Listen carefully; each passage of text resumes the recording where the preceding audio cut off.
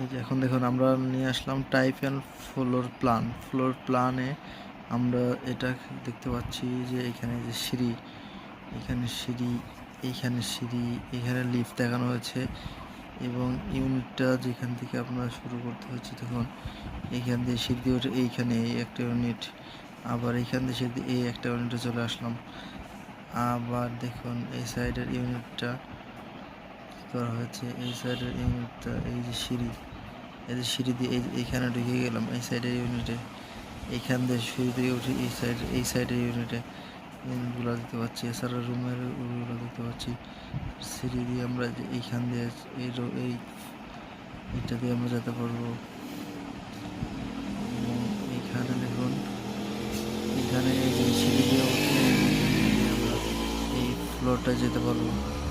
এইভাবে আমরা type and floor প্ল্যানের সমস্ত মাপ বুঝতে পারবো।